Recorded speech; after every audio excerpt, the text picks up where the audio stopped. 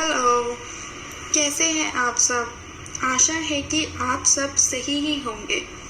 तो चलिए आज हम एक मज़ेदार पाठ पढ़ते हैं, वो भी गणित का, जिसका नाम है आकृतियाँ और स्थान। आकृतियाँ का मतलब होता है आकार और स्थान का मतलब होता है रहने की जगह। आपने अपने पर्यावरण में देखा ही होगा कि अनेक प्रकार की वस्तुएं अनेक प्रकार के आकार में रखी रहती हैं। कुछ का आकार छोटा होता है तो कुछ का आकार बड़ा, तो कुछ का आकार बहुत ही छोटा होता है तो कुछ का आकार बहुत ही बड़ा। ऐसे ही कुछ वस्तुएं आपस में नज़दीक रखी रहती हैं तो कुछ वस्तुएं दूर। तो चलिए आज इन्हीं के बारे में थोड़ा बहुत जानते हैं। तो पहला पाठ आकृतियाँ और स्थान।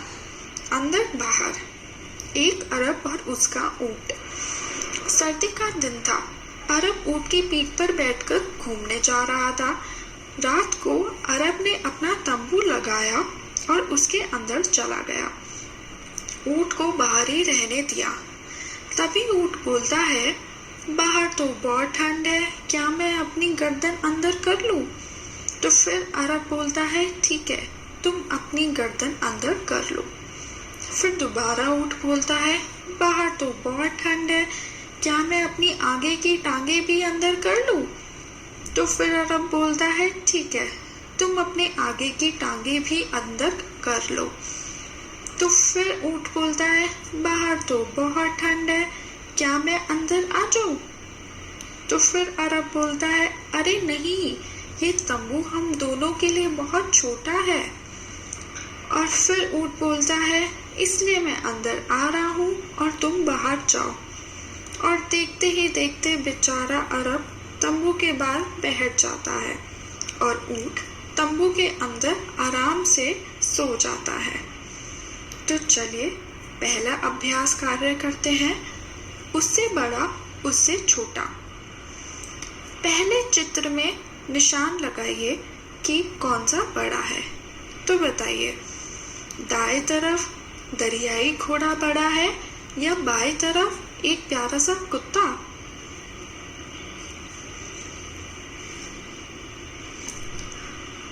जी हाँ, दाएं तरफ दरियाई घोड़ा कुत्ते से बड़ा है। दूसरे चित्र पे आ जाइए, बताइए दोनों पत्तियों में से कौन सी पत्ती छोटी है?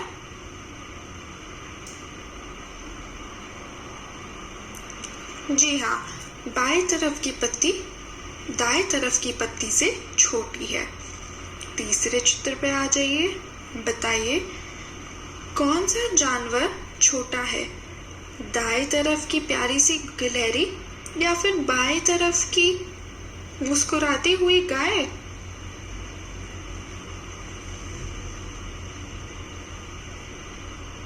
जी हाँ, दाएं तरफ की छोटी सी गिलहरी गाय से छोटी है। चौथे चित्र पे आ जाइए, बताइए कौन सा छोटा टायर है?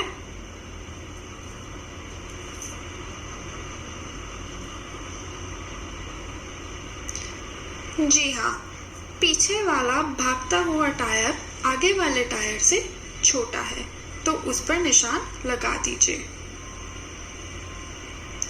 अब दूसरा अभ्यास कार्य करते हैं, सबसे बड़ा सबसे छोटा। तो बताइए, पहले चित्र में तीनों पेड़ में से कौन सा पेड़ सबसे छोटा है? जी हाँ, दाएं तरफ का पेड़ सबसे छोटा है। तो बताइए, दूसरे चित्र में कौन से सबसे बड़ा जानवर है? एक कुत्ता, एक बिल्ली या फिर एक हाथी?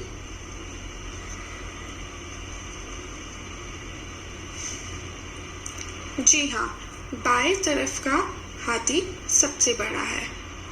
अब तीसरे चित्र में आ जाइए, तो बताइए सबसे छोटा फल कौन सा है? एक आम, एक चेरी या फिर एक तरबूज?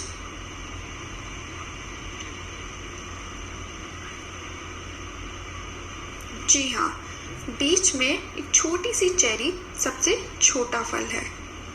अब चौथे चित्र में आ जाइए। बताइए कौन सा सबसे बड़ा बुलबुला है?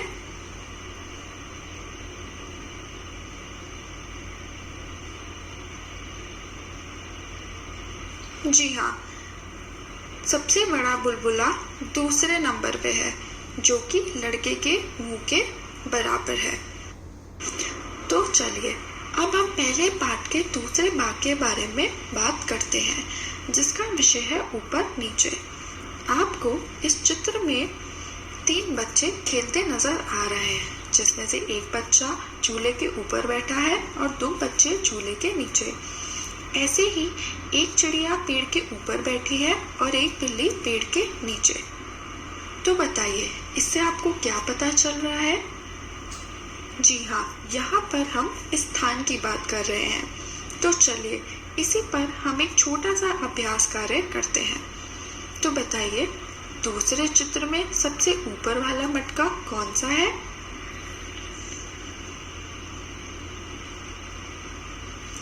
जी हाँ, सबसे छोटा वाला मटका जो कि 2 मटकों के ऊपर रखा है वो सबसे छोटा है।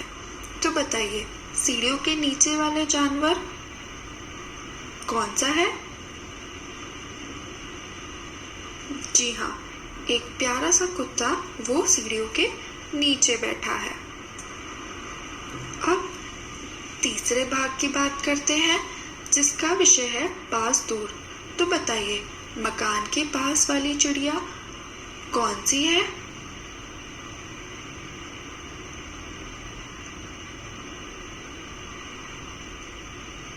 जी हाँ, गुलाबी रंग की चिड़िया मकान के पास वाली चिड़िया है। तो ऐसे ही दूसरे चित्र पर आ जाइए। बताइए पेड़ से दूर वाली बिल्ली कौन सी है?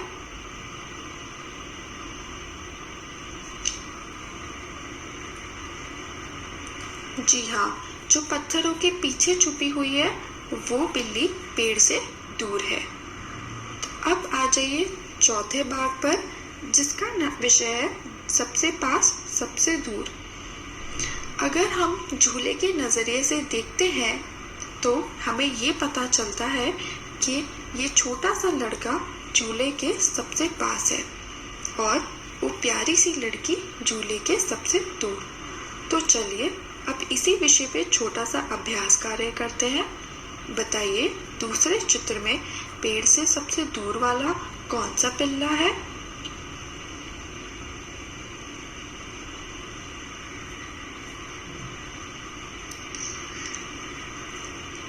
जी हाँ, सबसे बाएं तरफ ही पेड़ से दूर वाला पिल्ला है। तो अब तीसरे चित्र पर आ जाइए। बताइए चिड़िया के सबसे पास वाला पेड़ कौन सा है?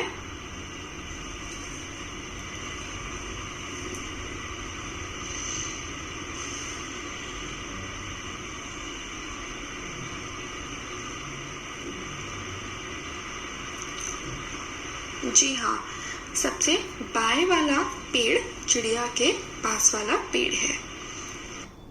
तो चलिए अब हम बात करते हैं छठे भाग पर, जिसका विषय है ऊपर नीचे। आपको इस चित्र में दिख ही रहा होगा कैसे पंखा मेज से ऊपर है और बच्चा पंखे के नीचे है। ऐसे ही दाएं तरफ एक छोटी सी बिल्ली मेज के ऊपर बैठी है और एक चूहा मेज के नीचे। चलिए अब अभ्यास कार्य पर आते हैं।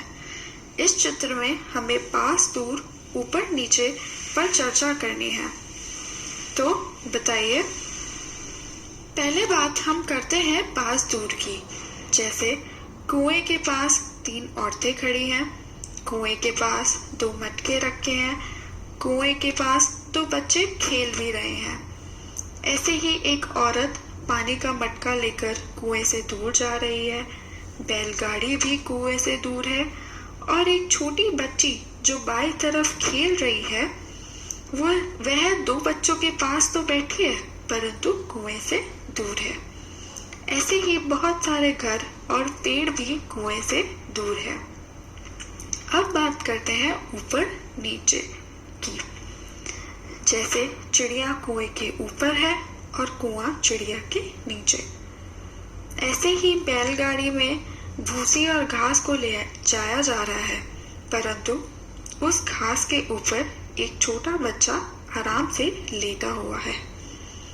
ऐसे ही एक मटका लाल वाली औरत के सर के ऊपर रखा हुआ है और बाकी के 2 मटके नीचे। आशा है कि आपको ये समझ में आया होगा। तो चलिए अब दूसरे अभ्यास कार्य पर आ जाते हैं, जिसका विषय है हमारे आसपास की आकृतियां। रेखा खींचते हुए आकृतियों को गुलाबी और पीले बॉक्सों में रखिए। तो आपके सामने अनेक प्रकार की वस्तुएं रखी हैं। आपको इन वस्तुओं को एक दाएं तरफ गुलाबी बॉक्स में रखना है या फिर बाएं तरफ एक पीले बॉक्स में। तो बताइए ये नारंगी कौन से बॉक्स में आएगा? जी हाँ, ये नारंगी को हम पीले बॉक्स में रखेंगे। क्यों रखेंगे? क्योंकि बाएं तरफ जो एक छोटी लड़की बैठी है उसके बॉक्स में पहले से ही गोल आकार की चीजें रखी है। तो इससे ये जाना जाता है कि हमें पीले बॉक्स में गोल आकार की चीजें रखनी है और गुलाबी बॉक्स में हमें डिब्बे रखने हैं, चाकोर आकार की चीजें रखनी है। ऐसे ही फुटबॉल गेंद वो कौन से बॉक्स में आएगी? जी हाँ, वो भी पीले बॉक्स में आएगी। टमाटर,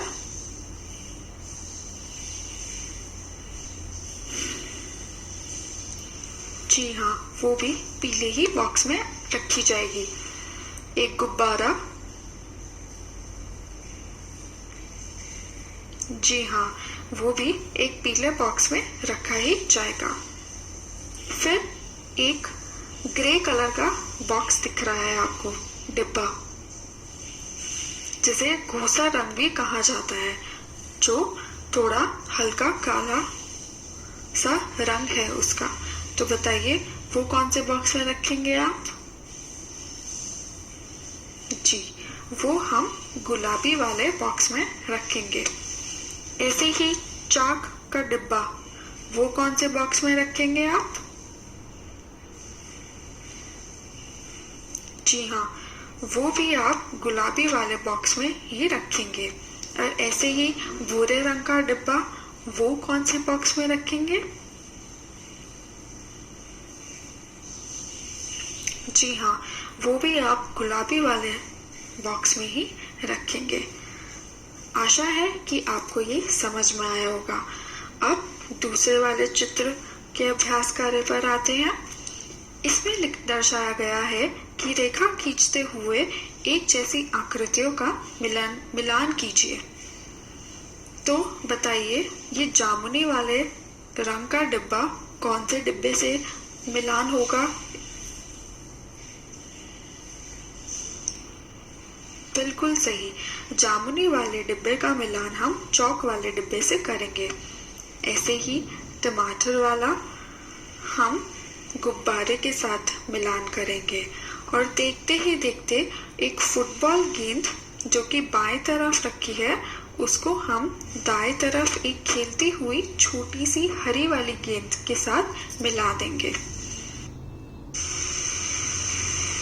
तो चलिए अब हम दूसरे वाले अभ्यास कार्य पर बात करते हैं, जिसका विषय है छाटना। एक जैसी आकृतियों से मिलान करते हुए आकृतियां छाटिए। इसमें इन्होंने एक पहले से ही दर्शाया हुआ है। इसी को देखते हुए हमें बाकी के आकारों को वस्तुओं से मिलान करना है। तो बताइए नीले रंग का गोला आप किससे मिलाएंगे?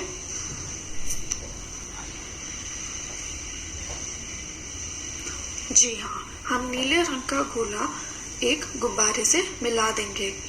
ऐसे ही नारंगी रंग का घनाभ मतलब नारंगी रंग का चाकोर वाला बॉक्स किससे मिलाएंगे? जी हाँ, नारंगी वाला बॉक्स हम हरे वाले बॉक्स के साथ मिला देंगे। ऐसे ही त्रिकोण हम किससे मिलाएंगे?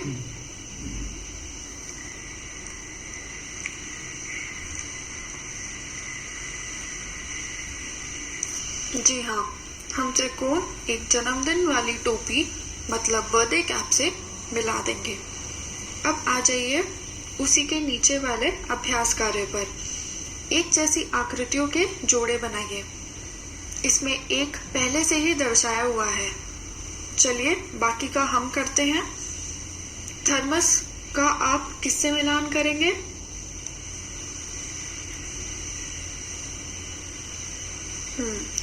थर्मस का हम मिलान एक सेल से करेंगे। अब एक रोल पर आ जाइए, वो किससे आप मिलान करेंगे?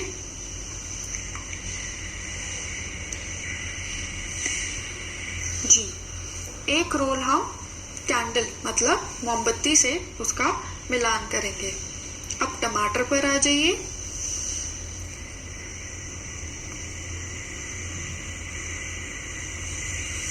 टमाटर हम गेंद से मिला देंगे। तरबूज, एक तरबूज को हम गुब्बारे से मिला देंगे। एक फनल,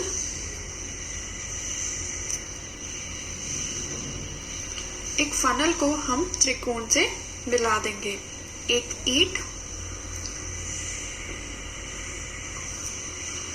ईंट को हम बाएं तरफ रखी हुई हरे रंग का बॉक्स से मिला देंगे। एक ड्रम, एक ड्रम को बाएं तरफ रखा हुआ सबसे ऊपर एक वस्तु जो भूरे रंग का है, हम उससे मिलान कर देंगे। अब चलते हैं सतह भाग पर, जिसका विषय है लुढ़कना और सरकना। सो बच्चों, लुढ़कने का मतलब होता है जो वस्तु गोल गोल घूमती है, जिसे आप अपनी भाषा में कला मंडी भी कह सकते हैं। और सरकने का मतलब होता है जो वस्तु बिना घूमे हुए आगे ही बढ़ जाए। उदाहरण, हम गोल चीजों को या फिर गोल आकार की वस्तुओं को ही लुढ़का सकते हैं, परंतु चौकोर वाली वस्तु या जो वस्तु जिनका आकार गोल ना हो, हम उन चीजों को ही सिर्फ सरका सकते हैं। जैसे आपको इस चित्र में दिख ही रहा होगा कि कैसे एक बच्चा दाएं तरफ एक गेंद को लुढ़का रहा है और बाएं तरफ एक छोटी सी बच्ची कैसे बॉक्स को सरका रही है। तो चलिए अब अभ्यास कार्य करते हैं। बताइए, लुढ़कने वाली कौन सी वस्तु है?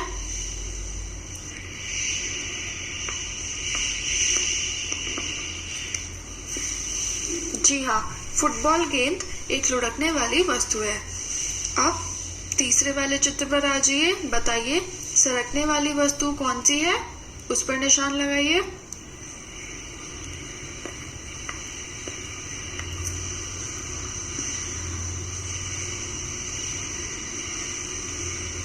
जी हाँ, एक सूटकेस सरकने वाली वस्तु है। अब एक छोटी सी कहानी पर आ जाते हैं। बुद्धिमान दादी। एक मेमना था, वह अपनी दादी माँ से मिलने जा रहा था। जंगल के रास्ते में उसे एक भेड़िया मिला। तभी भेड़िया बोला, मैं तुम्हें खाने जा रहा हूँ। तो बेचारा मेमना बोला, कृपया मुझे जाने दे, मैं अपनी दादी माँ से मिलने जा रहा हूँ। जब मैं वापस आऊं तो मुझे खा लेना।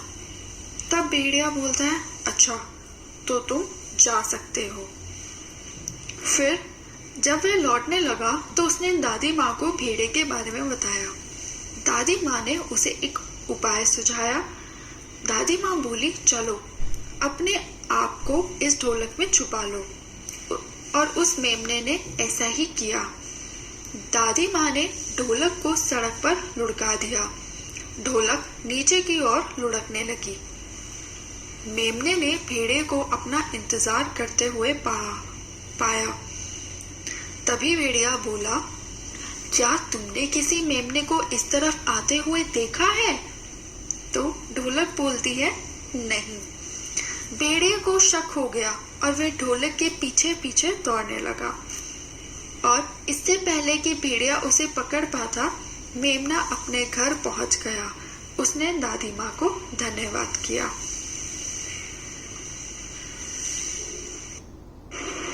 तो चलिए अब हम एक नया अभ्यास कार्य करते हैं जिसका विषय है एक जैसी आकृतियों का मिलन कीजिए।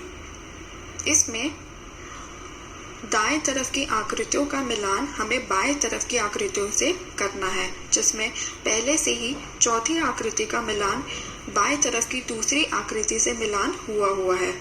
तो बताइए पहली आकृति को हम किससे मिलाएंगे? पहली आकृति हम बाएं तरफ की पांचवी आकृति से मिला देंगे। ऐसे ही दूसरी आकृति हम किससे मिलाएंगे? दूसरी आकृति भी हम चौथी आकृति से मिला देंगे, जिसका नाम समांतर आकृति है। अब तीसरी आकृति जो कि त्रिकोण है वो हम किससे मिलाएंगे? तीसरी आकृति हम छठी आकृति से मिला देंगे। ऐसे ही पांचवी आकृति हम किससे मिलाएंगे?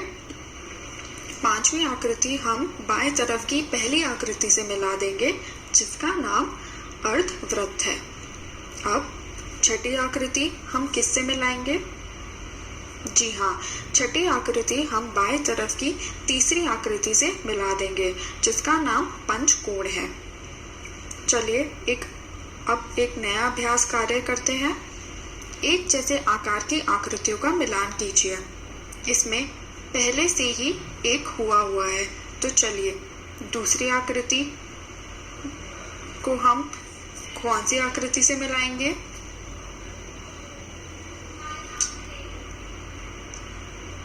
दूसरी आकृति को हम बाएं तरफ की दूसरे त्रिकोण से मिला देंगे। अब बताइए तीसरा त्रिकोण हम कौन से आकृति से मिलाएंगे? तीसरा त्रिकोण हम बाएं तरफ के चौथे त्रिकोण से मिला देंगे। अब बताइए चौथा त्रिकोण हम किससे मिलाएंगे? जी, चौथा त्रिकोण हम पांचवें त्रिकोण से मिला देंगे, जो कि बाएं तरफ है। अब बताइए पांचवा त्रिकोण जो कि दाईं तरफ है वो हम किससे मिलाएंगे? जी, पांचवा त्रिकोण हम बाएं तरफ के पहले छोटे वाले त्रिकोण से मिला देंगे।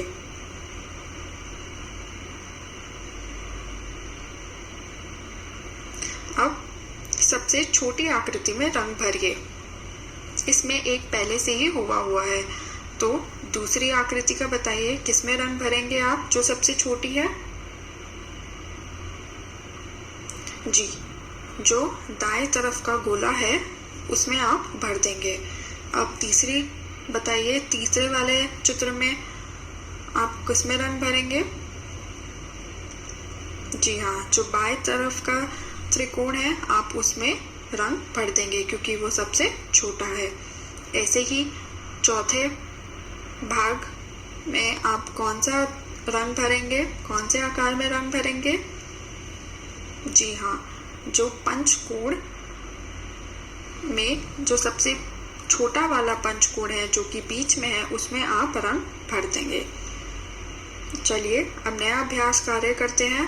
हरा, लाल और नीला रंग भरिए। इस चित्र में आपको जो भी आकृतियां त्रिकोण के रूप में दिख रही हैं उसमें आपको हरा रंग भरना है। जो आपको गोले के रूप में दिख रही हैं उसमें आपको लाल रंग भरना है। जो आपको आयत के रूप में दिख रही हैं उसमें आपको नीला रंग भरना है। ऐसे ही दूसरे चित्र में जिसमें आपको त्रिकोण आकृति दिख रही है उसमें आपको हरा रंग भरना है। जिसमें आपको गोल वाली आकृति दिख रही है उसमें आपको गुलाबी रंग भरना है। और जिसमें आपको आयत वाली आकार आकृति दिख रही है उसमें आपको पीला रंग भरना है। तो चलिए अब हम करते हैं अलग अभ्यास कार्य। एक जैसी आकृतियों का मिलान कीजिए। इसमें दाएं तरफ के आकार को हमें बाएं तरफ के आकार से मिलान करना है। जिसमें दूसरी वाली आकृति चौथी वाली आकृति से मिलान हुआ है। तो पहली वाली आकृति हम किससे मिलाएंगे? पहली वाली आकृति हम तीसरी वाली आकृति जो कि बाईं तरफ है उससे हम मिला देंगे। ऐसे ही तीसरी वाली आकृति हम किससे मिलाएंगे? तीसरी वाली आकृति हम पहली वाली आकृति जो कि बाएं तरफ है उससे हम मिला देंगे। ऐसे ही चौथी वाली आकृति हम किससे मिलाएंगे? बहुत ही बढ़िया। कार्य पुस्तक के अंत में दी गई आकृति किट की सहायता में एक जैसे चित्र बनाइए। ये आपको बनाना है और हमें दिखाना है। धन्यवाद।